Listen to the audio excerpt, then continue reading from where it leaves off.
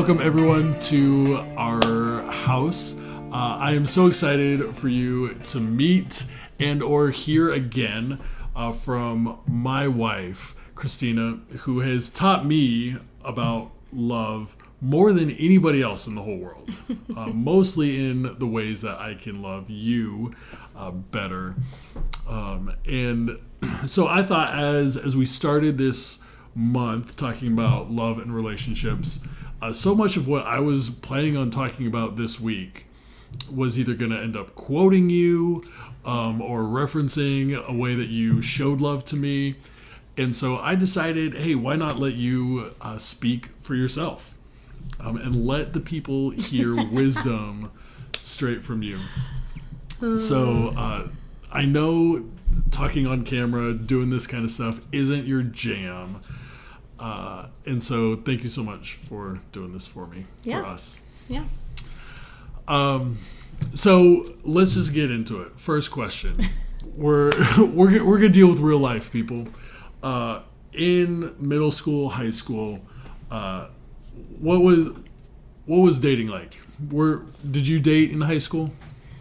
I was kind of in the thinking that boys were weird, kind of gross. Hey, we had that in common. I'll tell you that much. So yeah, I didn't really date them. I didn't date very much in middle school and high school. Okay. What about you? Let's just say I didn't date as much as I wanted to.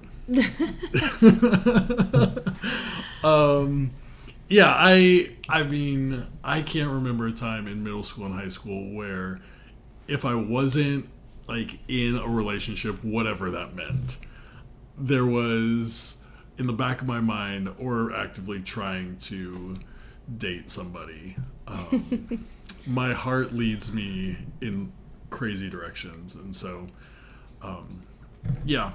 girl drama was a part of middle school and high school for me. So we pretty much had opposite experiences? Yeah, so we had opposite experiences. I guess my first question is, how did Jesus influence the way that you looked at dating? Before you met me. Yeah. So like I said, I was kind of in the camp of boys are weird. Dating felt like a lot of drama, just like weird games that I didn't really want to play, and a lot of work. Yeah. So I kind of just kind of leaned into God, and I in college I think I started a prayer journal of just praying and writing about what I wanted dating to be like, or prayers I had for like my future husband if I got married, and any kind of like thoughts or thinking about dating or getting married someday, I just put into this journal and didn't really pay attention to boys or dating that was going on around me. Wasn't like looking or interested, just was really focused in on praying for what dating would look like for me and for my husband someday. And so much so that like even when Evan came around was interested in dating, I was like, nah, I don't date people. I know that's hard to believe that someone would see me and be like, nah. But especially because at the time I met him, he lived across the country. He lived in Chicago and I lived in LA. I'm like, that's just silly. Like, why would I date somebody that lives so far away? But he started like saying things and doing things that reminded me of things I had prayed about in this journal that I had. And so when Evan came around, I felt like I needed to pay attention, because it was reminding me so much of things that I had like spoken about with God, and so I wanted to pay attention to that. Where did that come from, that idea or that desire to do journaling and do prayer in that way? I've always been a journaler, and that's like, I love writing my prayers down. And so like kind of that's just how I do my walk with Jesus. And so I have journals like upon journals for everything. And so when this like came up of like dating or thinking about getting married someday, it just felt like the natural thing to do is pray about it and journal about it. And then I liked the idea of having one like specifically just about that. Right. So I love that because it was just kind of incorporating Jesus into the things that you already did, the way that you already knew how to think and process stuff. It was not like, okay, I have to do this other super spiritual Jesus-y thing to get ready for my Jesus-y husband. But this is how I work. This is how I process. Jesus is going to be in the midst of this. Yeah, and it was a journal that I wrote in for like probably 10 years, a really long time.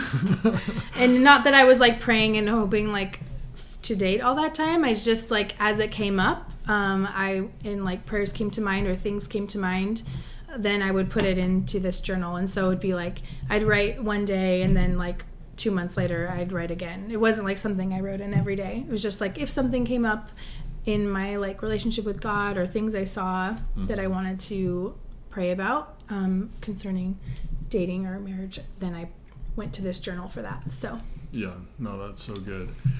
Also, so different from the way that Jesus influenced my approach to dating. In that, man, I feel like such a bad youth pastor. But I think so much of my life, because we didn't talk about dating in high school like at church. And so for me growing up, it was like two separate conversations. There's my personal relationship with Jesus, and then there's me figuring out how to date in a way that like didn't break any rules. And so for me, so much of what I was looking for and how to incorporate Jesus was like total guesswork. When I met you, I think one of the things that just shook me about you was that I had kind of figured out by late in college, because I'm a quick learner, kind of like how to play the game, right? Like, oh, you like do like a casual like, hey, do you want to go to coffee? Just because I think we have, and then you like slow roll this thing, and then this is how it works. It's not serious. You pretend, and then you break up. There's drama, and then you try it over again. Mm-hmm. But when I met you, you were like totally, like none of that worked. Like you were like game repellent, and so much so. This is one of my favorite stories. The first time I think one of the first times I like talked to you by yourself, I asked you if you wanted to go to coffee, and do you remember what your answer was?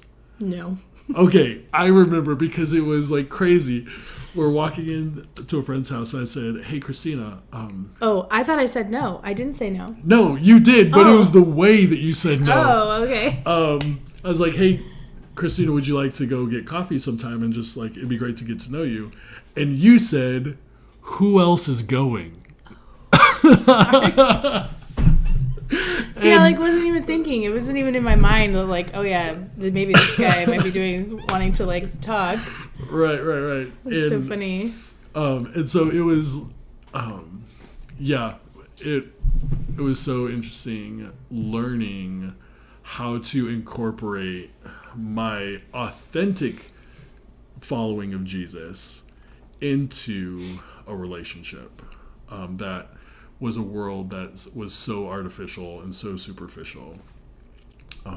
And so, yeah, I'm envious of like that intentionality ahead of time. So I think this is a good thing to talk about because you mentioned that when we met, I was living in Chicago. I was finishing my degree at North Park in Chicago, and you were already graduated from college, teaching in LA. He puts that in there because he wants everybody to know that I'm older than him. Hey, he's not nice. No judgment. And so we dated for 3 days, like in person. Before I went to Chicago, you went to LA. Yeah. And we never lived in the same zip code until we came home from our honeymoon.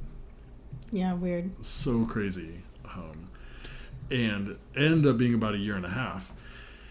And so during that time, I'm interested to hear how did you lean into Jesus during our relationship? What were some ways that you leaned into it, or even what were some of the things that like you felt like pushed you into needing Jesus more in that dating relationship? I feel like community was really important. We both I wanted my people to know who you were and to know like about our relationship. And so if there was like anything weird or like a red flag that they saw that I didn't see, that they would tell me. It just was really important to us that we didn't want to like isolate, even though we were far apart, but like, you know, we just still wanted our friends to be a part of our relationship and like who we were. I feel like it was also, we had some good friends that were like older than us or people that had been like in a relationship longer than us. And, it was great to like seek them out. And once we like figured out that we did want to like pursue a relationship, just to like talk to other people that had relationships or marriages that we saw good things in or that we liked, and to talk to them and ask them questions and hear how their relationship was. I feel like there's just such a benefit from learning from other people that have gone before us, you know? I think the hardest part for me was, again, the disorienting nature of like committing to someone that I couldn't see. And I think that that's how I had to lean into Jesus so much, of trying to like wrestle with what is it that I really want out of a relationship? Like, who do I want to be in this relationship when I can't just like get points for showing up, right? Or like it took so much effort to remember to be on the phone and to like call and check in, and just like normal time that you get sitting on a couch watching a movie together and that connection you get there, we didn't have that. And so what does that relationship mean for me then? And so that brought up a lot of stuff in me of like, is this worth it? Like, is this worth it? Like, and does she even really like me? And so just like really trying to think about my relationship, not so much as like, what am I getting out of this, but who do I want to be in this relationship? Well, we've been talking for 15-20 minutes now, and I feel like there's just 1,000 more stories and 100 more people that we could talk about, ways that God's shown up for us. And I mean, I've tried to like outline this in my journals before. I've tried to tell people like how if this didn't happen and this didn't happen and this didn't happen and this didn't happen, and before that, if all of these things didn't happen, then we're just not here. Right. And how at any given moment there wasn't this like, oh my gosh, this is how it works. Like, Christina's like the one. And like, it's everything. Like, so much of it was just like, I'm going to stay invested. Like, I'm going to keep trying. I'm going to keep trusting. And I'm just going to see how much farther this goes. And God kept being faithful. And I kept seeing you pursue Jesus in your own way. And that encouraged me to be like, oh my gosh, I want to follow Jesus to keep up with her. And I hope it was the same. Yeah. As you saw me like pursuing Christ in my ways, it encouraged you. And so much of that dating process was figuring out who we are together, and what does God have in store for us. And I've been this week our home groups are going to be looking at Colossians 3:12, where Paul writes, "Therefore, as God's chosen people, holy and loved, put on compassion, kindness, humility, gentleness, and patience." Paul connects our identity as God's chosen people who are holy and loved. I think coming in, understanding that, and I saw, when I met you, I saw someone who, at least from my opinion, just was so anchored in like, I am like here because of Jesus, and I'm not going to trifle with other stuff. And I knew me. I'm like, I am a mess. And what's encouraging about that is God like worked with both of those. God worked with both of those, and over time together we learned what compassion looked like. We learned what kindness and humility, gentleness, and patience. Come on, one time. If you would have seen the house before we turned the camera on, just the chaos. And so, yeah, I mean, I'm not who I am if it wasn't for who you are and the ways that you follow Jesus. So, big fan. I love you. All right, that's just a minute of our story. I hope you guys were encouraged, maybe laughed, maybe cringed a little bit. But sorry. I know we would love to talk more with any of you, all of you, about our story, dating or marriage. And so tonight in home groups, write down your questions that you have for me or for Christina or for both of us, and we'll take time this week to jump back on here and try to answer some of those for you. All right, be blessed, y'all. Have a great night.